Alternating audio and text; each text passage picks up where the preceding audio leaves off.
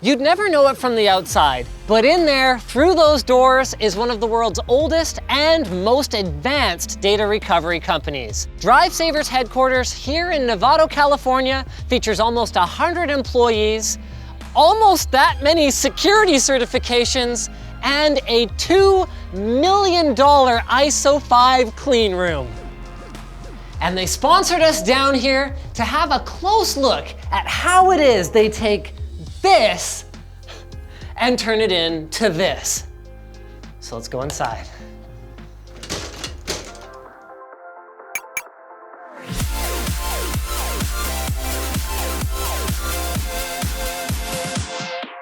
We're gonna kick things off in the museum, as long as our escort says that that's okay. Security is a huge deal at DriveSavers, not just on the outside of the building, but also throughout it. So guests get these incredible badges that actually change color over time, eventually turning red, so that anyone who sees it will know to kick me out or call the cops.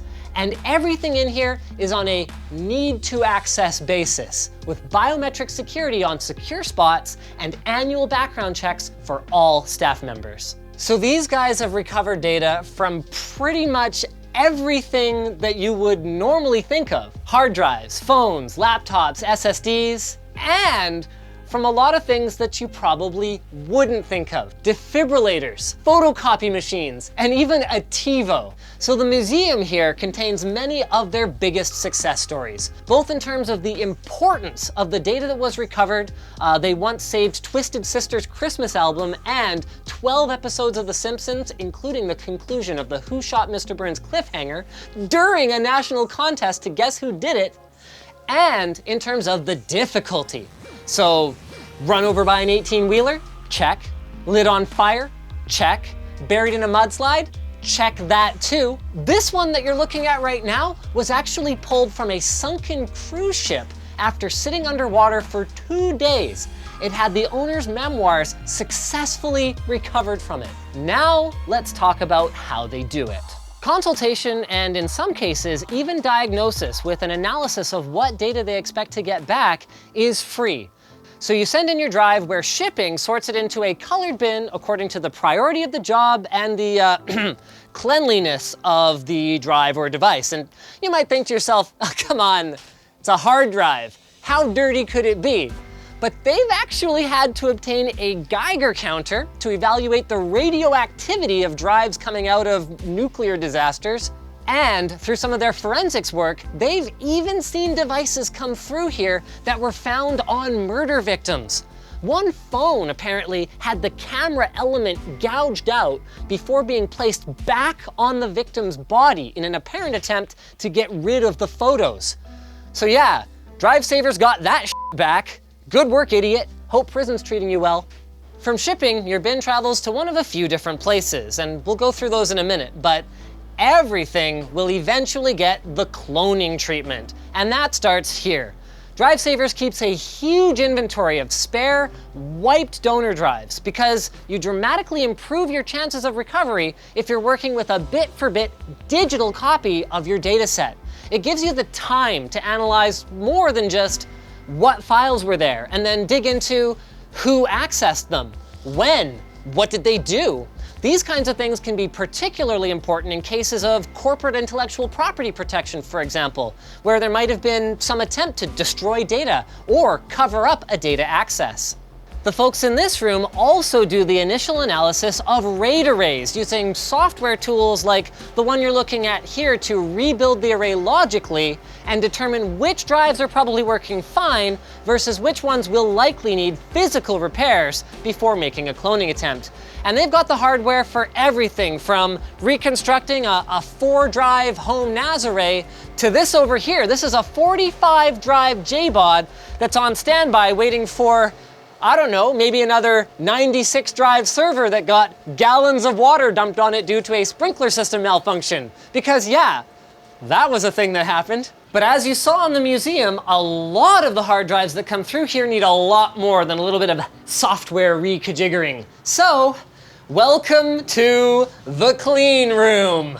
Or strictly speaking, this is the inventory room and the clean room is on the other side of the glass, but this stuff's cool too. In here, they've got basically every hard drive you could imagine. They've got 2.5 inch, they've got 3.5 inch, they've got the latest helium sealed drives, and all the way from the latest to look at these clunkers. I mean, look at this. This is called a mini scribe. I guess, you know, relative to this guy, it is pretty mini. But basically the point is, whatever the text on the other side of the glass inside that ISO 5 clean room, so that is less than 100,000 0.1 micron particles per cubic meter, 10,000 times cleaner than a normal room. Whatever they need, they put a request onto this little cart, it comes out here, we load it up, we fire it back in there, and whether it's a brand new drive or an ancient one, they start the process of rebuilding one working drive from the donor and the recipient. Now, they did put away some of the proprietary equipment that they use. For example, they found a way to work on helium sealed drives, which won't function at all in regular air that's 7 times more dense. And so they wouldn't show us, like, I don't know, how they either reseal them or put them in a helium chamber or something, but this place is still incredible. So thanks to the 34 filtered fans, air is circulated in here so quickly that it's not only clean, but they can actually do soldering work anywhere in this room without disrupting anyone else's sensitive recovery operation. Incredible. And an operation it is. They actually agreed to let us do an actuator swap, so stay tuned for that video because I'm super stoked for you guys to see it. Anyway, for now, let's continue our journey. So then, with the drive physically working, I mean, it's copying data, they can just send it back to you, right? Wrong. So this guy right here is working, but it is not reliable. DriveSavers wouldn't be able to keep their warranty-approved service status with every major hard drive vendor for very long if they pulled that kind of a stunt. So the next step then is logical recovery, where maybe not all, but some of the data should be recoverable even in cases of severe physical damage like we saw downstairs in the museum. And we're going to head over there. But first, we need to make a quick stopover in Flash Memory Town. Now, hard drive recovery is complicated. Flash memory? Oh, well, that's a whole other ball game, son. So what you're looking at here is raw ones and zeros off a flash chip. So you can think of it kind of like a QR code, except that there is no app for your phone to read it, and making matters even more difficult, this middle spare area part right here, well, that contains information about where the block numbers are, where your ECC belongs, etc. Really good stuff. Except, oh wait, that gets intentionally scrambled in many cases as a security measure. So figuring out which bytes are bad and getting the whole thing to turn green takes a lot of knowledge, and then to do it quickly takes years of experience. And even getting it to that point isn't trivial in many cases. Flash memory chips require proprietary, not to mention expensive readers, and they come from devices that don't always want to give them up easily, including everything from standard Apple or M.2 SSDs in computers to camcorders, MP3 players, like what year is it, I know, right? And even bare flash chips that are soldered onto the motherboard, like in some of the latest MacBooks. Thank you, Apple. And the craziest part is, coming back to device security again, on a device with a security module, like an iPhone, for example. So you can see in this footage, they're taking apart an iPhone 10 for us that might later be used as a known good for a customer recovery attempt. You could actually need at least 4 components to even hope to pull data off of it.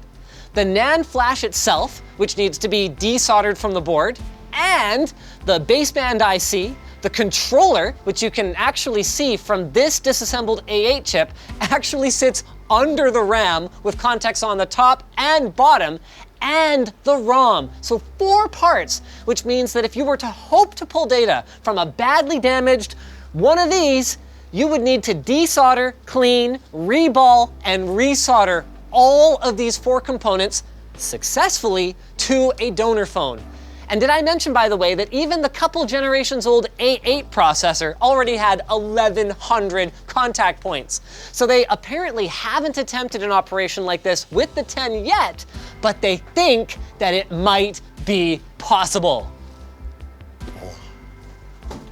Finally, we're in logical land. Now, stuff without any physical damage to the hard drive itself may end up coming straight here. Like, let's say, for example, you plugged the wrong power supply into your external drive enclosure like this, and it released all of its magic blue smoke. Pella. He actually sent this drive to DriveSavers 4 years ago, but ended up opting not to go forward with the recovery service. So as you can see from what we pulled off of this drive, it's clear that for some people, it's not necessarily going to make sense necessarily to pay for data recovery if all you've got that's not backed up somewhere is clips from a Cheech and Chong live concert. With that said, even around here at DriveSavers, where their bread and butter is failed or corrupted devices, they still absolutely preach the principles of data backup. Because the cold hard truth is, even if you are an extremely skilled data recovery engineer, there are still things that can take out your storage permanently. So I think a perfect example of that is our host today, Mike, ended up losing pretty much all of his data in the Santa Rosa fires. So even though he's an executive here at DriveSavers, there was nothing he would have been able to do about that if he hadn't had an off-site backup. So at the end of the day, that's the takeaway, guys. Make backups of your data. The 3-2-1 principle should never be ignored, but in the event that something goes terribly wrong, DriveSavers has got your back. I want to thank them for making this video possible. I want to thank you guys for watching, and you can check out the link to DriveSavers in the video description. Yeah, no, I think I can do it, no problem this time. Okay. You get better angle to see. Okay.